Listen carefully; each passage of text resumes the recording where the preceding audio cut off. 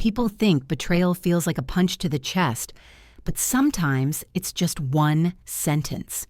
6 simple words. "You're being too emotional again, Maya."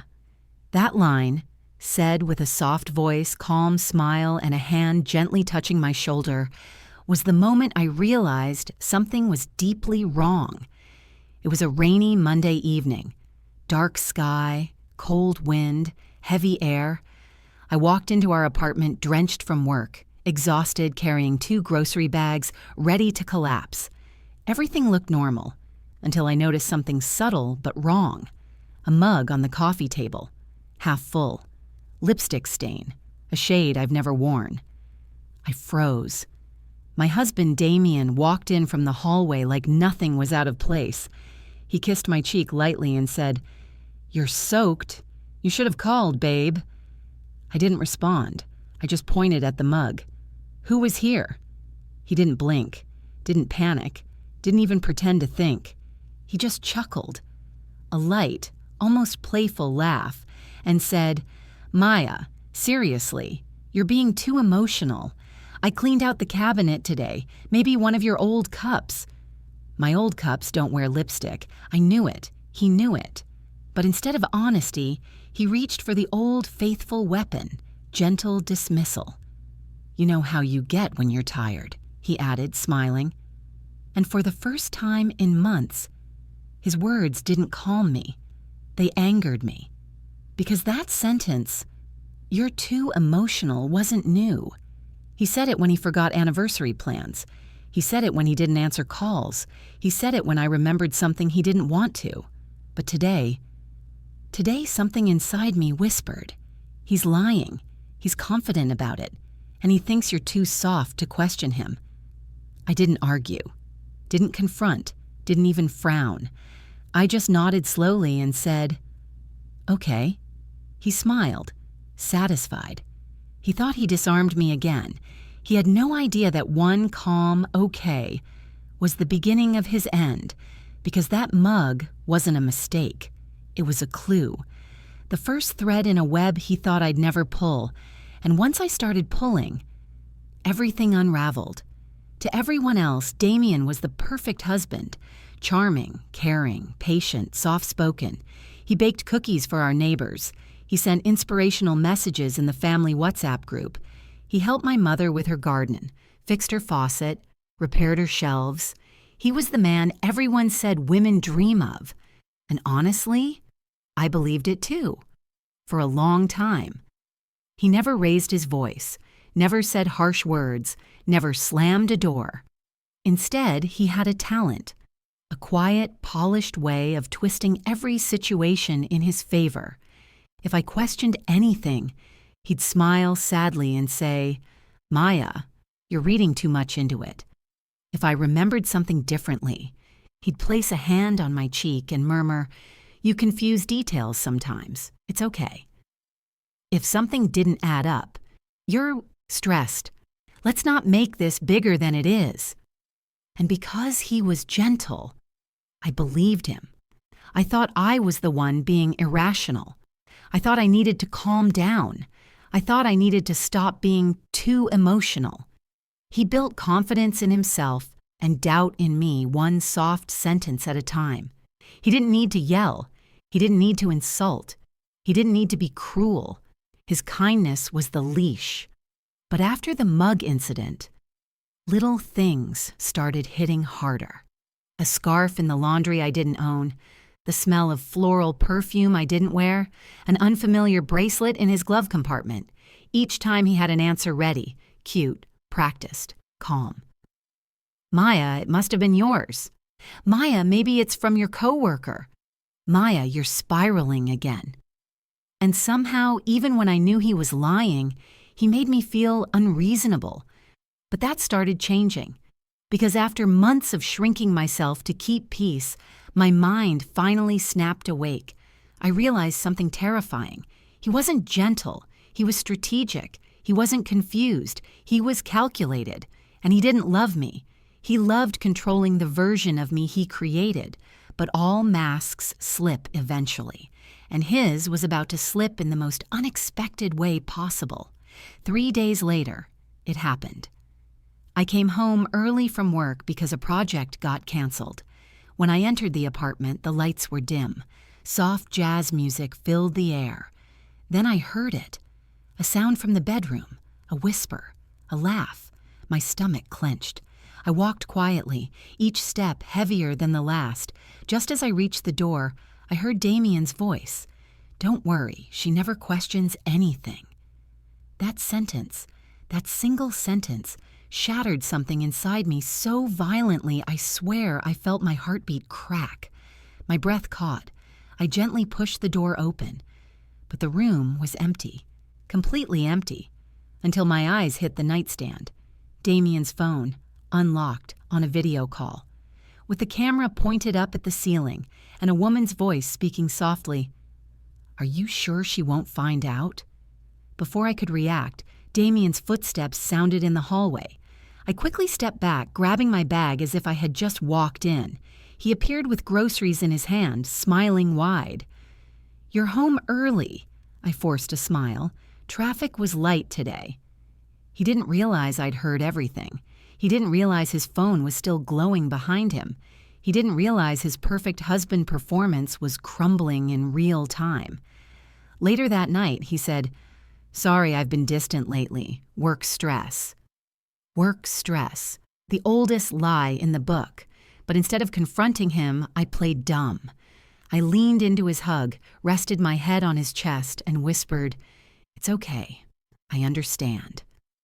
He relaxed instantly, because he genuinely thought I was blind, soft, obedient. But I spent the next 2 hours doing something he didn't expect, screenshotting everything from his phone backup, messages, call logs, photos, videos, his secret work trips, his deleted texts, his late-night calls, his hidden folder labeled M. And worst of all, the list of dates, places, and gifts he bought for someone else. All organized, all documented, all timed perfectly while telling me I overreacted. That night, I didn't cry, didn't scream, didn't shake. I planned. Because the one thing Damien never prepared for was a woman who stops believing his lies. Once I started digging, the truth came fast. Damien wasn't cheating with one woman. He wasn't slipping up once or twice. He had a routine, a rotation, a life outside our marriage that he built with the same gentle smile he used to reassure me. I found hotel bookings, dinner reservations, matching gifts bought twice, receipts from a jewelry store I'd never been to. And then the worst thing, a note in his phone. Maya, sensitive. Calm her down if suspicious. Sensitive. Calm her down if suspicious. He treated my emotions like a strategy to manage, like instructions, like a manual. That soft voice, that gentle concern, that comforting tone, it was rehearsed, calculated, performed. Besides that note, I found a message from the woman on the video call. "When will you tell her? I'm tired of hiding." His reply punched me in the gut. "Soon. She's too emotional right now." My fingers tightened around the phone. Too emotional. Too emotional. Too emotional. He had used that phrase for everything. When he forgot dinner plans. When he lied about text messages. When he canceled trips suddenly. When he walked in smelling like perfume. It wasn't an observation. It was manipulation, a way to silence me while he built an entire life behind my back. For months, I thought I was losing grip, forgetting things, overthinking, making mistakes. But now I saw the truth. He wasn't perfect. He was practiced. He didn't slip. He calculated. He didn't comfort me. He conditioned me. But what he didn't know was that every message, photo, and plan he hid was now in my possession. And instead of confronting him like he expected, I did something he never prepared for. I reached out to someone who had always suspected the truth, his sister, Elisa. She always had sharp eyes, always picked up on energy shifts, always asked me, "Are you sure you're happy?" I sent her screenshots, all of them. She called immediately. "Maya, this is not small, this is not confusion, this is intentional." "I know," I whispered. "Tell me what you need," she said. And in that moment, I realized my revenge didn't need to be explosive. It needed to be public, strategic, undeniable, the way he had controlled me. Except this time, the truth was on my side. Elisa didn't waste time. She invited Damien and me to a family dinner, but when I arrived, it wasn't just his family sitting there. It was his mother, his sister, his brother, and the woman from the video call. The room went silent when I walked in. Damien stood at the far end, eyes already uneasy. "What's going on?" he asked, voice cracking slightly. Elisa spoke first. "Sit down." He did. My hands didn't tremble. My voice didn't shake. My heart didn't race. For the first time, I felt completely in control. I placed a small folder on the table. "Damien," I said calmly, "I think you should explain this." He frowned, picking it up. His face went white. Inside were screenshots of his messages, hotel invoices, call logs, the video call screenshot photos with the other woman, the notes about calming Maya down. He flipped faster and faster. His breathing hitched. His mother covered her mouth. His brother whispered, "Dude." The woman sitting across from him clenched her jaw. He looked at me, eyes wide. "Maya, where did you misunderstood. This isn't, we can talk about," I raised a hand. "No, we're talking here." He swallowed hard. The woman stood and said sharply, "You told me she was unstable." Elisa narrowed her eyes. "He told you that?" His brother added, "He told us that she overreacts to everything." His mother whispered, "My God, how long has this been going on?" Damien tried again. "I can explain, I swear." I leaned forward. "That's the problem. You always explain. You never tell the truth." His face collapsed. In front of everyone, every manipulation tactic he ever used, calm voice, patient smile, soft tone, abandoned him. He had no script for this moment, no strategy, no quiet phrase, just the truth and witnesses. And that's why the next moment hit him like a truck. I placed divorce papers on the table. "This is the only explanation I need."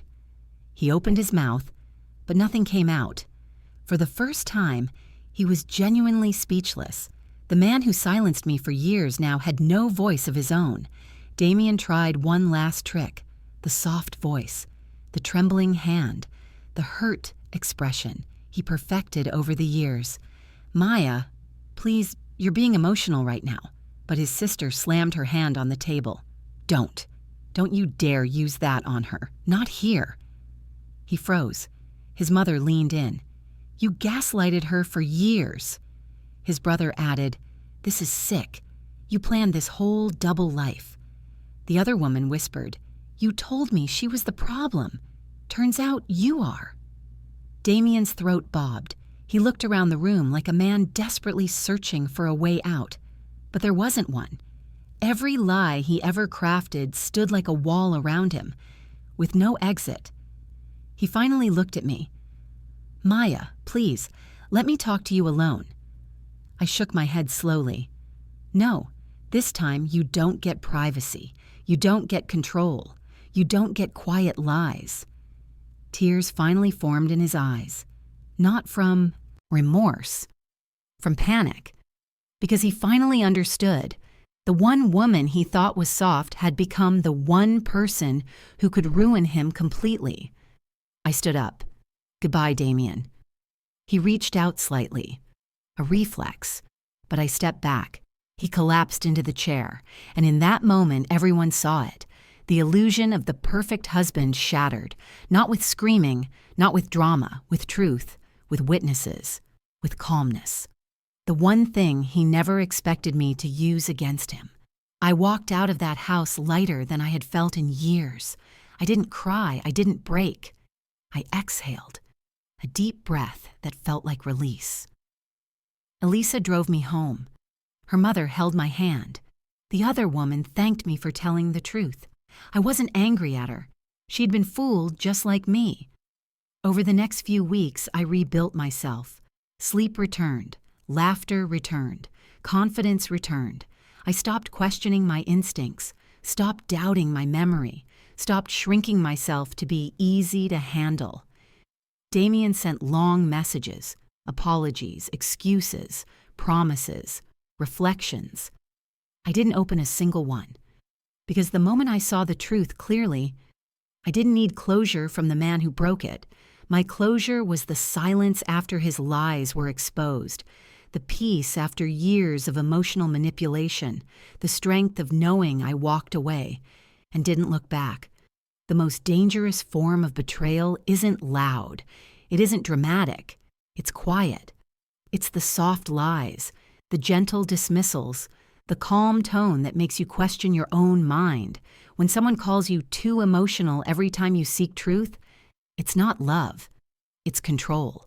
And the strongest revenge is not screaming, confronting, or exposing online. The strongest revenge is clarity, evidence, walking away from the version of yourself they created. Damien thought he was clever, untouchable, perfect. He forgot one thing. A woman who finally trusts her instincts is more dangerous than any lie. And when my quiet truth came out, he wasn't just exposed, he was undone.